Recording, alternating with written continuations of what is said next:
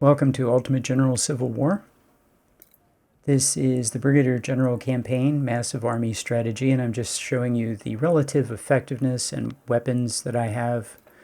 Like this is 2nd Corps, 1855s. All of my artillery and snipers, except for one artillery unit, are 3 stars. By the time you get to 3rd Corps, we're down to Mississippi's. 1st Corps, of course, is mostly Harper's Ferries. These guys are just kind of raw recruits that haven't gotten a chance to fight yet, and their unit size is based on the fact I have a bunch of lieutenant colonels. And the reserves are just these guys, who I don't intend to do very much with.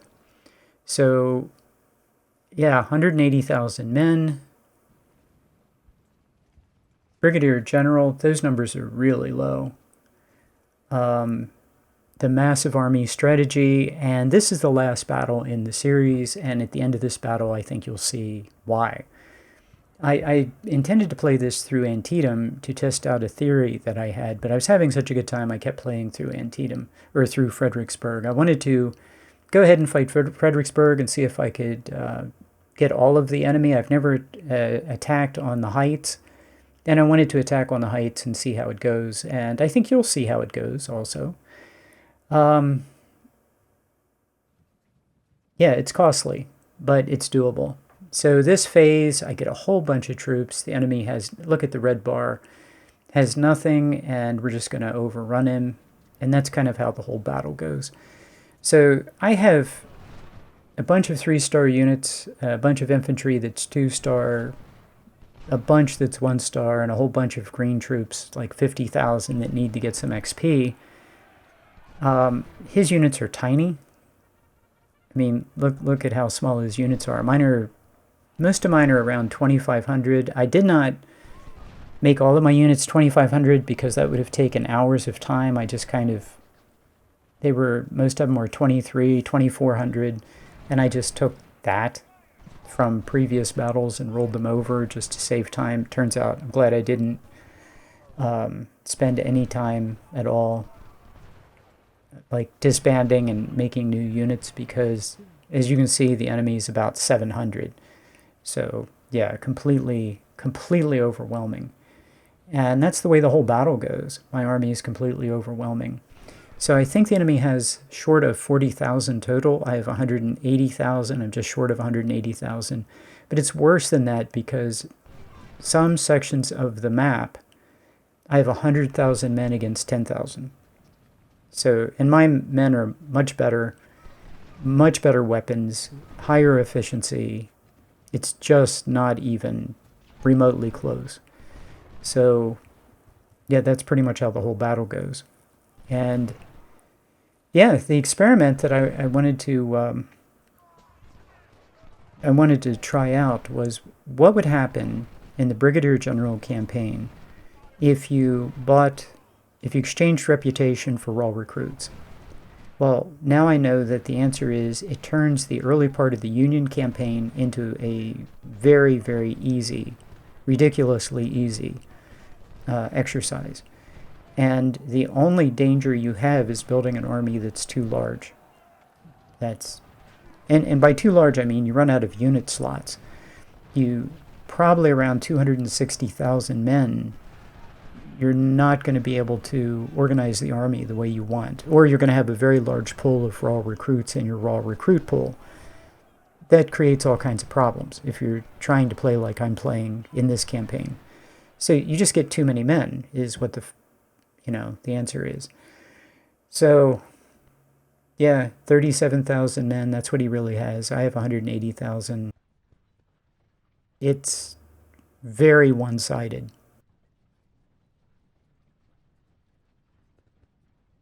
So at some point I stopped buying men with reputation, and you might be able to get, I don't know how far you'd get, but I think that the key thing is this battle really feels like I'm playing it on Colonel difficulty. And if there was a level easier than Colonel, it kind of feels like that.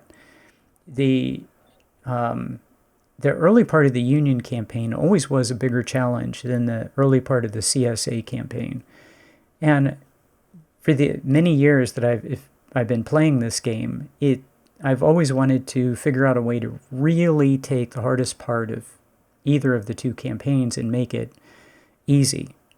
And I think I've figured it out. Just buy as many menus as you can with reputation, build up a massive army, build up massive units, and at some point you just so overwhelm the CSA that the battles are academic. And all of the battles were easy, and all of the results in all of the battles were good. But I think at this point, if you watch this battle, this is a new level of easy. Well, part of it is, after Malvern Hill, the Union campaign gets easier anyway.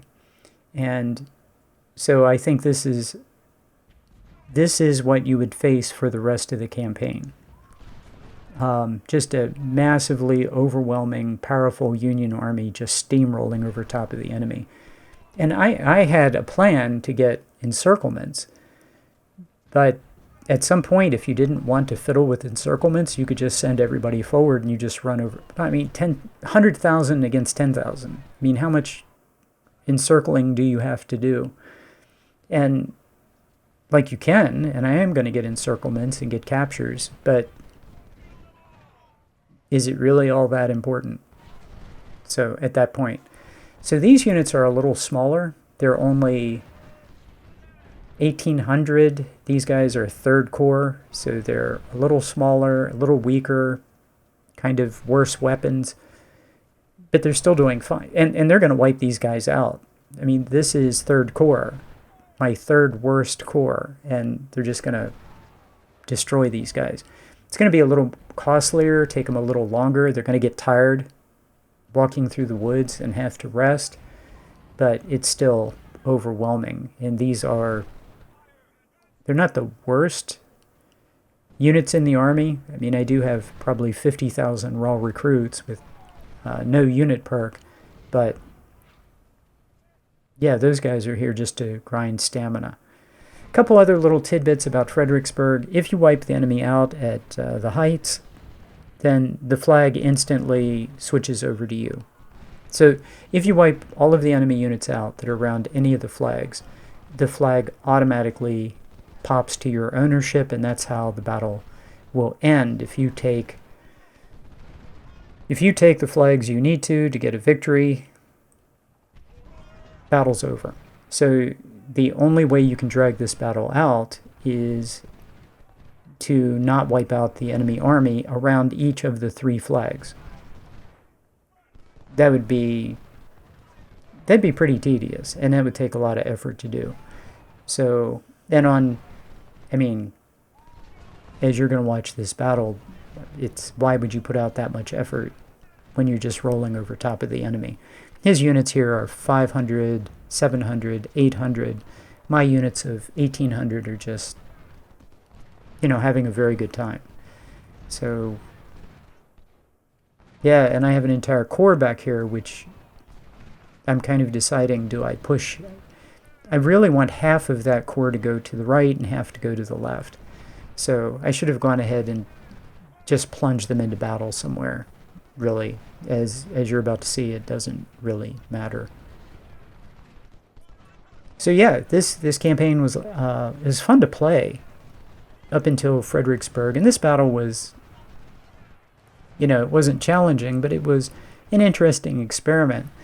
But as I was playing this, I was thinking, we really have made the Brigadier General campaign amazingly easy, so that people would play this and then go on to Major General.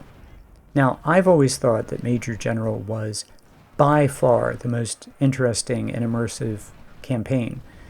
So, yeah, this guy getting into melee, there's a moment of excitement, but not much of a chance of losing that, since my unit is much bigger and we do have a little bit of fire support. So, Brigadier General always felt a little unbalanced to me because the enemy always was a little too weak. Legendary feels unbalanced because the CSA army fights in a way that's very unimmersive. So it always felt to me that Major General was the most balanced and immersive level to play. I think using this strategy sets Brigadier General to basically Colonel level of difficulty, and then people who are playing the Union campaign will naturally play maybe to this point, and then dial up the difficulty to Major General, and that is more interesting anyway. Now, Major General is not a little bit harder than Brigadier General. It is much, much harder than Brigadier General, and that's a good thing. And you have to play carefully, and you have to play well.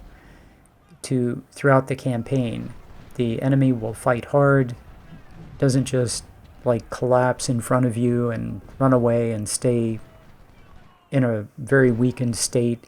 Units recover very quickly, they come back and they fight hard. So if you want to take a position, you have to actually fight for it. This position right here, in reality, I don't have to fight for it. I could just set everybody on forward mode and they would just walk over top of these guys. Some of my units would get exhausted en route, but the vast majority of them would just keep moving forward, engaging the enemy and destroy them. And yeah, this phase is about to end, but I'm going to do something like that when we come back. I mean, I'm trying to get an encirclement, as you can see, but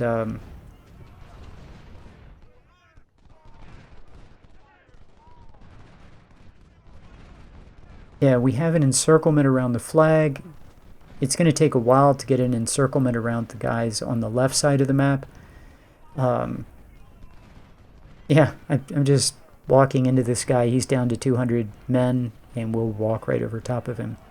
There's a bug in the Battle of Fredericksburg where his cav will ghost cav in this battle for some reason. I've always had his cav ghost cav through my lines.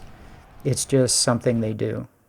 So you might want to build some cav just for that eventuality, because he is going to ghost cav right through your army at some point. Yeah, 9 minutes to go. Yeah, his army can't stand up to this. I mean, I'm looking at his units are like 400 men, 600 men. If I'm just counting down at this point, but I'm thinking when we come back, there's not much here.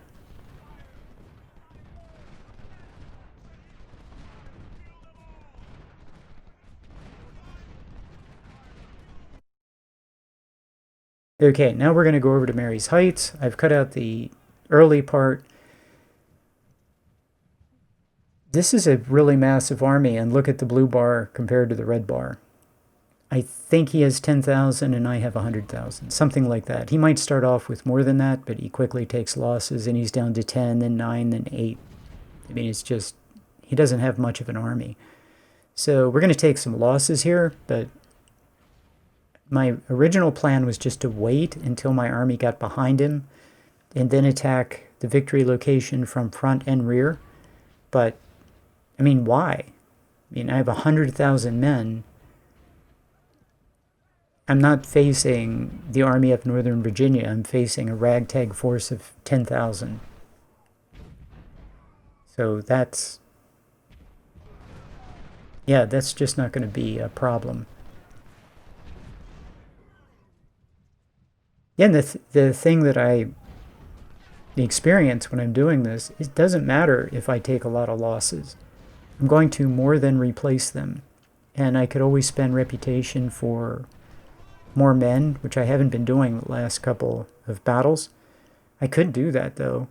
The game is going to give me tons of men, and my concern right now is that I'm going to have, I don't know, I think when I get to 250,000, I think I'm going to be in trouble. Because there's a certain amount of, you know, as I'm playing this, I thought, well, I'll get to 300,000, that'll be fine. But it isn't. Because if you build, I've been building very nice artillery, and I want to build some more cav and some more snipers. Those are unit slots. And so every one of those slots means 2,500 fewer men in your army. So I can only have about 200,000 men total in my army, say going to Gettysburg. and the reason is this: when you go to Gettysburg, it's like you can bring 3 full corps, but 4th and 5th Corps are only 1st and 2nd Division. So it's really, even though it says you can bring 5 corps, you can really bring 4 total. The first 2 divisions of 4th and 5th Corps only.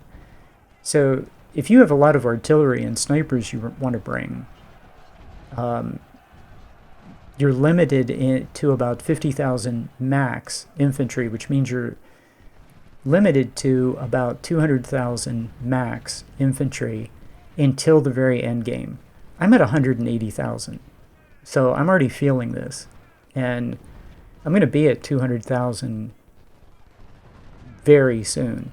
So yeah, I don't know if that makes sense, but you only have so many unit slots, and if you have, I mean, we've all had this before, 100,000 men in the raw recruit pool.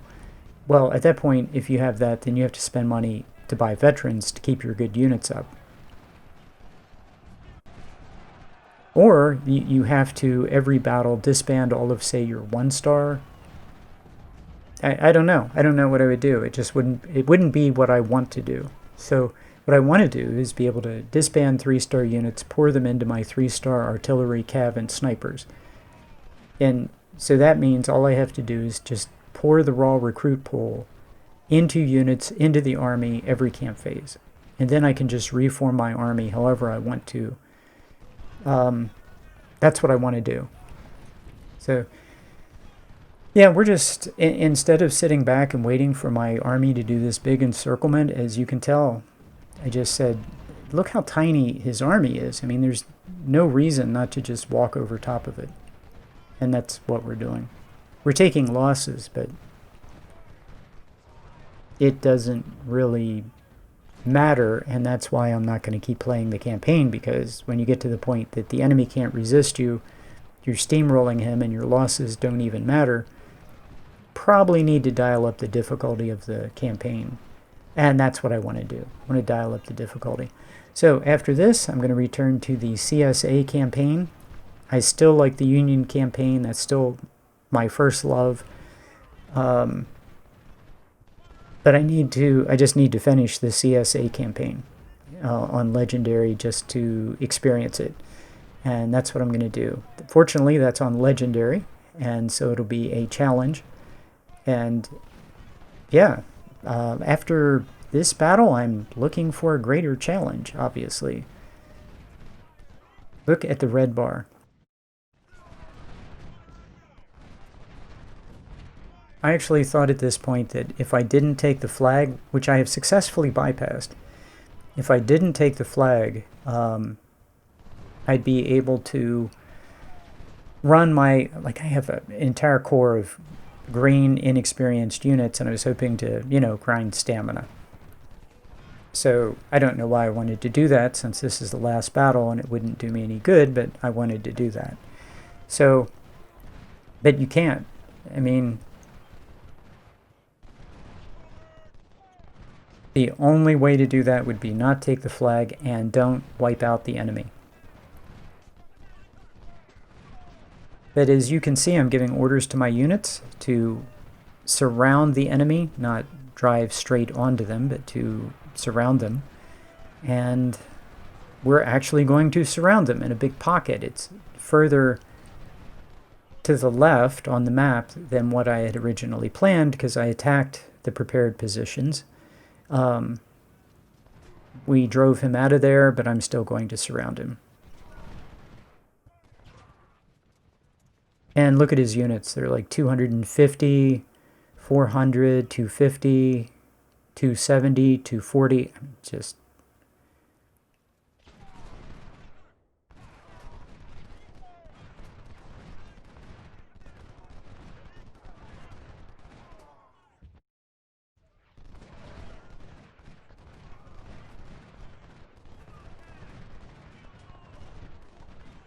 yeah, I hope it's intuitively obvious why we are not going to play any more of this campaign. But again, it was fun.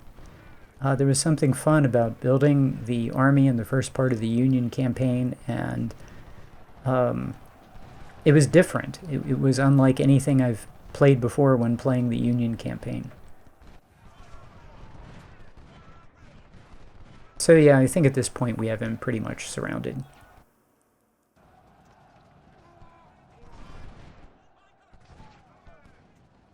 Wow, the game just does not look like this on Legendary at all. This just looks weird.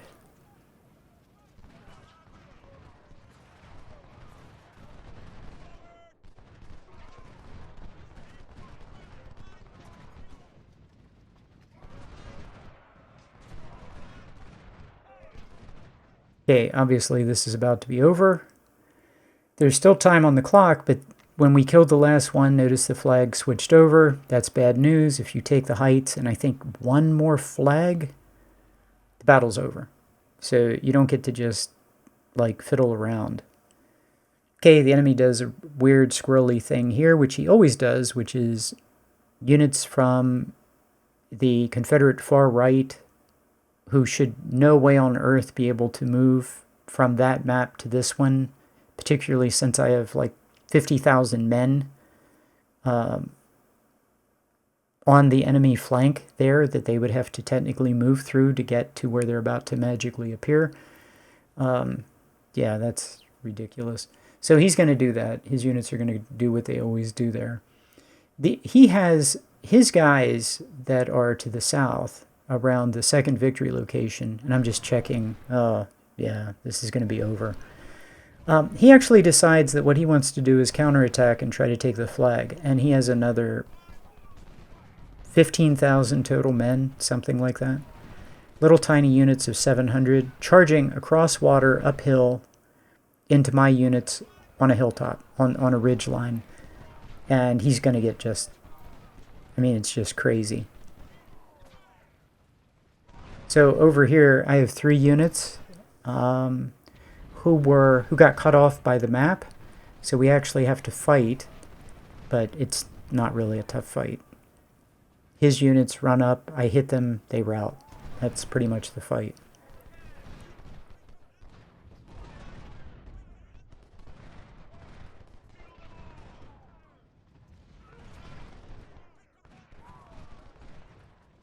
So yeah, what happens is his entire army that's in the center is going to counterattack and try to retake the flag. So they're all congregating in a little ball, making it very easy to kill them. Yeah, I don't have to chase after them. They've made it really easy for me to get them. I do get to play with some dismounted cav. That's pretty much fun. So one of the dismounted cav has, I think, Frank Wesson's, and the other one has the worst cav weapon. I think it's the worst cav weapon. So, but they're rifle cav, and that's fine. They're having a good time. Yep, and we just killed Jackson.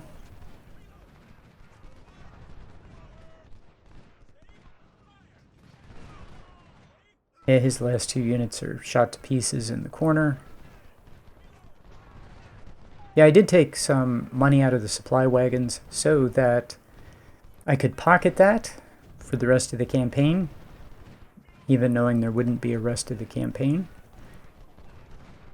But that's a good idea when there are multiple camp phases.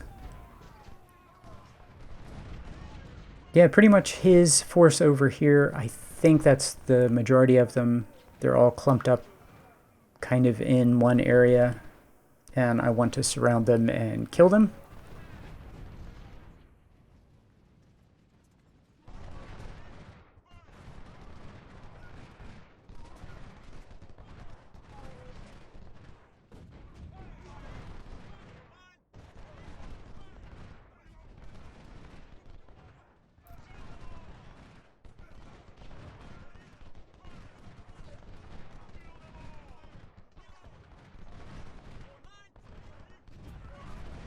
Yeah, I just showed you a kind of like an overview of this phase. Pretty much taking a moment just to get people in place, get people moving to where I want them. We have an hour and 27 minutes in game. So yeah, these guys are moving on my far right flank. These guys tiny number of units just holding here in case more guys show up here as they... But I think there's only one batch of them. There's one batch of a few units that moves from the Confederate right to the Confederate center.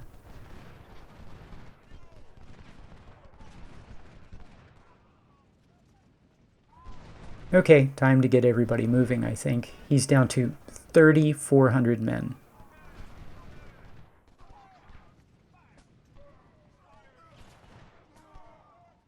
And that is the reason we will not be playing more of this campaign.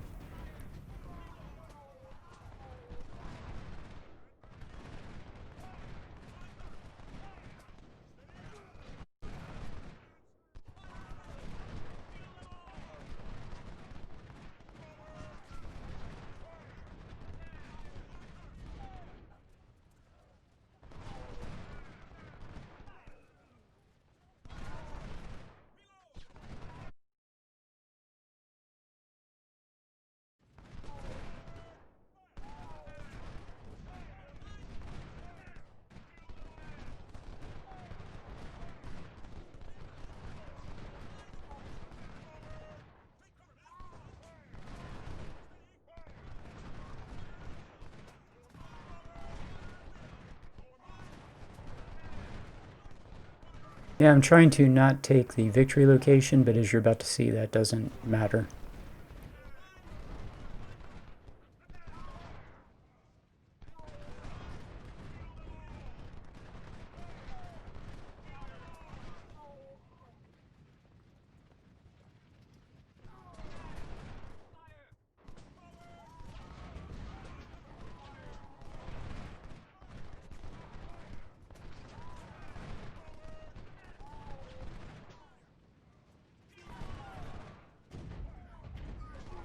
Yeah, now obviously we have everybody in place. We might as well just push everybody forward. Units that were exhausted have recovered in plenty of condition.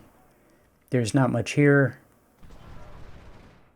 Yeah, I didn't want him escaping, and so yeah, we have him completely busted at this point.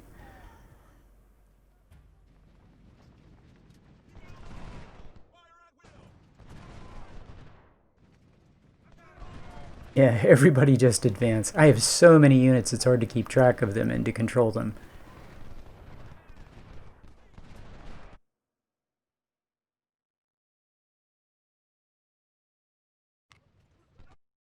Okay, now we're back on the Union left.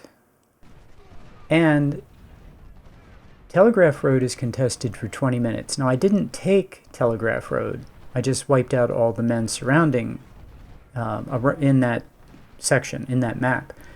So if you wipe out all of the units, you get the victory location, whether you want it or not.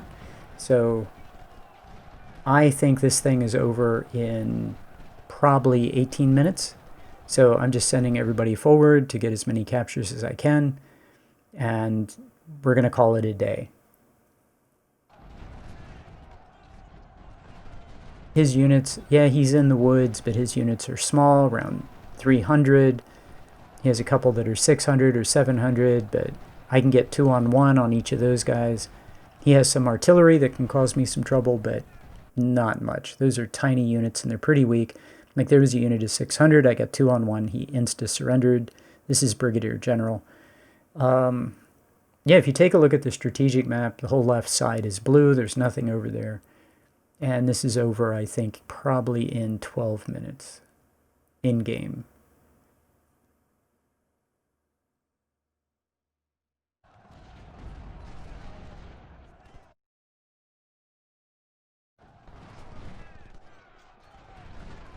Yeah, I'm just basically pushing everybody forward that I possibly can. Trying to get as many as possible. I know that a few are going to get away on the left. I can't run them down. So, but I want to get as many as I can. And lesson learned, you know, when you fight this battle, don't wipe all of them out. There are 3 different maps. Don't wipe all of them out. Yeah, like, look at that. Those guys just surrendered. Don't wipe all of them out. Let somebody survive in each of the 3 maps. And good luck with that. because it's hard not to kill them all on Brigadier General. I see, yeah, his cav is now going to do his ghost cav thing. He's going to run right through. Look at that, he's running through two of my units and doesn't care. So, I guess about 8,000. I kill 21, 22, 23 and capture 6,000 more. So it was an expensive battle for me. All of my losses are replaced and then some. So attacking on the heights, probably not a good idea. I've never done it before. I can't imagine I'll ever do it again. Was an interesting experiment. But yeah, don't attack the heights. So let's see. Yeah, my losses here, even on Legendary, weren't that high. Lots of promotions. That's good. Didn't kill or capture that many, so I didn't get much XP. I didn't get many captured weapons. But the army is in overwhelmingly good shape for the next battles coming up. So, yeah, we have 13,500. We lost about 8. So the army still went up.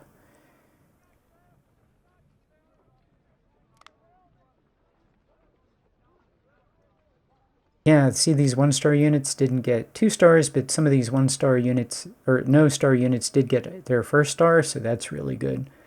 Happy to see that. And a lot of these these were all lieutenant colonels, so we got a lot of colonels out of this. That was also really good. The army is just getting stronger every battle, but what we need is we need to face larger enemy armies. That's the first thing. And we need the enemy to have better weapons, so when I capture weapons, they have some value. Capturing 42s at this point is pretty terrible. I'd rather be capturing Harper's Ferries or better.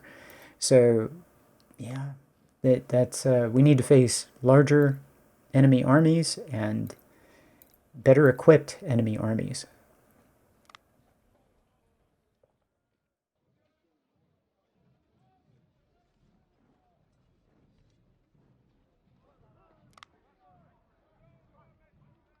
Wow, what a massive army. So yeah, this was fun to fight. I recommend if you play the game on Brigadier General, you give this strategy a try. Just try to bring as many men as you can to every battle. In the early battles, buy raw recruits, put them into battle, get them some XP. The challenge is to be able to find enough weapons for everybody, but you can do that. Don't spend money on veterans.